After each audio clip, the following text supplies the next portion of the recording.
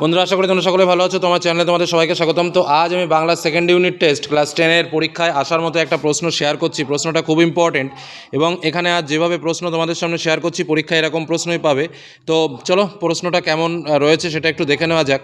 প্রথম প্রশ্ন, খুব হয়েছে হরি এবার সরে পড়ো অন্যদিকে যাও, কথা বলেছেন ভবতোষ অনাদি কাশীনাথ জনৈক বাসযাত্রী। তো খুব হয়েছে হরি এবার সরে পড়ো অন্যদিকে যাও, এই কথাটা কে বলেছিল?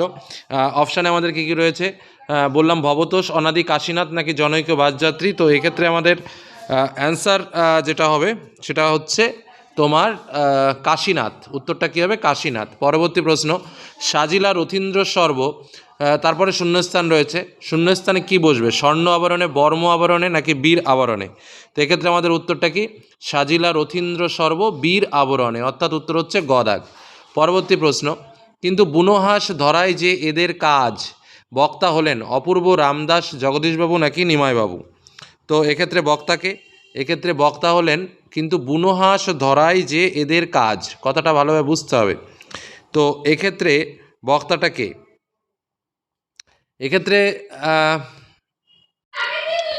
বক্তা কিন্তু এখানে আমাদের উত্তর হচ্ছে রামদাস। বুনোহাস ধরাই যে এদের কাজ, বক্তাকে, বক্তা হচ্ছে রামদাস। পরবর্তী প্রশ্ন, অট্টরোলের হট্টগোলে চরাচর কেমন? আনন্দমুখর, থমথমে, স্তব্ধ নাকি কোলাহলমুখর? তো উত্তর হচ্ছে কি অট্টরোলের হট্টগোলে স্তব্ধ চরাচর। তো উত্তরটা কী হবে? স্তব্ধ। পরবর্তী প্রশ্ন, রাজপথ শব্দটির ব্যাসবাক্য হলো, রাজপথ শব্দটির ব্যাসবাক্য কী হবে? পথের রাজা, রাজার পথ, রাজাও পথ, রাজা গমন করে যে পথে। রাজপথ হচ্ছে পথের রাজা, রাজপথ। ঠিক আছে। পরবর্তী প্রশ্ন, বুড়ো মানুষের কথাটা শুনো, বুড়ো মানুষের পদটি যে সমাসের উদাহরণ, বুড়ো মানুষের পদটি কোন সমাসের উদাহরণ?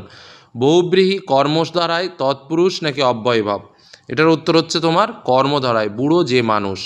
পরবর্তী প্রশ্ন, বহুব্রীহি সমাসে পূর্বপদের অর্থ প্রাধান্য পায়, পরপদের অর্থ প্রাধান্য পায়, উভয় পদের অর্থ প্রাধান্য পায় নাকি ভিন্ন অর্থের দোতনা প্রকাশ পায়?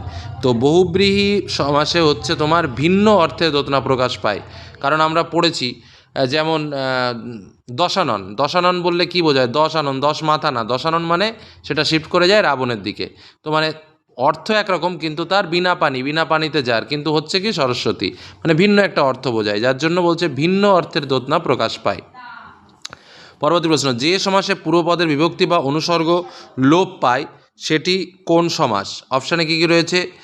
দ্বিগু সমাস, কর্মধারয় সমাস, তৎপুরুষ সমাস নাকি দ্বন্দ্ব সমাস? তো যে সমাসে পূর্বপদের বিভক্তি বা অনুসর্গ লোপ পায় তাকে বলা হয় হচ্ছে তোমার এটা হবে তোমার তৎপুরুষ সমাস। যে সমাসে পূর্বপদের বিভক্তি বা অনুসর্গ লোপ পায় সেটা হচ্ছে তোমার কি বললাম? তৎপুরুষ সমাস।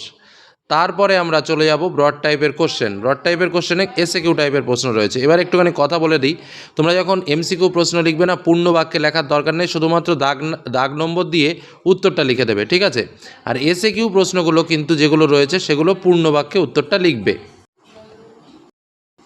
আমাদের যেটা রয়েছে, আপনি কি ভগবানের চেয়েও বড়, বক্তা একথা কাকে বলেছিল? তাহলে বক্তা একথা জগদীশবাবুকে বলেছিল। হরিদা, বিরাগীরূপী হরিদা জগদীশবাবুকে উদ্দেশ্য করে কথা বলেছিল। পরবর্তী প্রশ্ন, এ কলঙ্ক পিত ইন্দ্রজিৎ পিতাকে এখানে কোন কলঙ্কের কথা বলেছেন? কারণ মাইকেল মধুসূদন দত্তের অভিষেক কবিতায় আমরা এটা পড়েছি যে লঙ্কাপুরী ঘিরে ফেলা সত্ত্বেও ইন্দ্রজিৎ তখন প্রমোদ উদ্যানে বিলাসিতায় মত্ত ছিলেন এবং এই বিষয়টিকে কিন্তু তিনি তার নিজের কলঙ্ক বলেছেন। বধূরা সব প্রদীপ তুলে ধরো, বধূরা প্রদীপ তুলে ধরবে কেন? তার কারণ প্রলয়ঙ্কারী যে সুন্দরের আগমনকে বরণ করে নেওয়ার জন্য বধূরা প্রদীপ তুলে ধরবে। দিগম্বরের জটায় কি হাসে? দিগম্বরের জটায় হাসে শিশু চাঁদের কর বা শিশু চাঁদের হাসি।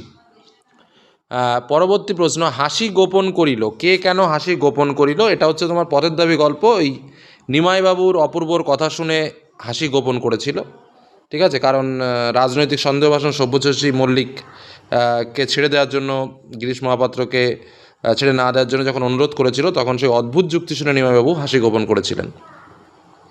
আচ্ছা, পরবর্তী প্রশ্ন, নিত্য সমাস কাকে বলে? ব্যাকরণের থেকে প্রশ্ন, একদম সহজে বলবে, যে সমাসে ব্যাসবাক্য হয় না অথবা ব্যাসবাক্য করতে গেলে অন্য পদের সাহায্য নিতে হয় তাকে নিত্য সমাস বলে। যেমন যুগান্তর, অন্য যুগ, কৃষ্ণ সর্প, কৃষ্ণ যে সর্প, এরকম। পরবর্তী প্রশ্ন, সন্ধি ও সমাসের একটি পার্থক্য লেখো। তো সন্ধি হচ্ছে দুটি ধ্বনির বা দুটি বর্ণের মিলন ঘটে, আর সমাসে একাধিক অর্থ সম্পর্কযুক্ত পদের মিলন ঘটে, ঠিক আছে?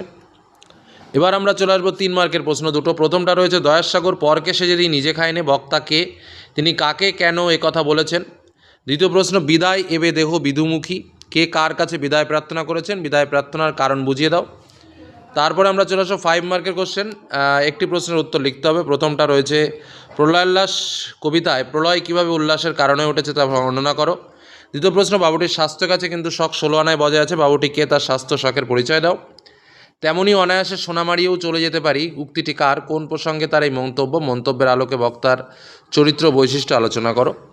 তারপরে নাটক থেকে দুটো প্রশ্ন রয়েছে, একটা প্রশ্নের উত্তর করতে হবে। বাংলার ভাগ্যাকাশে আজ দুর্যোগের ঘনঘটা, তার শ্যামল প্রান্তরে আজ রঙের আলপনা, বক্তাকে কোন দুর্যোগের কথা বলা হয়েছে। এবং আরেকটা প্রশ্ন সিরাজউদ্দৌলা নাট্যাংশ সিরাজউদ্দৌলার চরিত্রের বৈশিষ্ট্য আলোচনা করো। দেখো সেকেন্ড ইউনিট টেস্ট পরীক্ষা সেই হিসেবে প্রশ্নটা করা, অনেক প্রশ্ন হয়তো রিপিটেশনও থাকতে পারে। তো বিষয়টা হচ্ছে এখান থেকে কিন্তু প্রশ্ন আসবেই এবং মাধ্যমিকেও এখান থেকে কিন্তু প্রশ্ন আসার সম্ভাবনা রয়েছে। তো আশা করি প্রশ্নটা কিন্তু তোমরা পরীক্ষায় এরকমই পাবে। আর এর আগে আমরা যে সাজেশনটা তুলে ধরেছি, অর্থাৎ প্রত্যেকটা অংশ থেকে ভালো ভালো ইম্পর্টেন্ট প্রশ্নগুলো, সেগুলো একটু প্র্যাকটিস করো। ধন্যবাদ।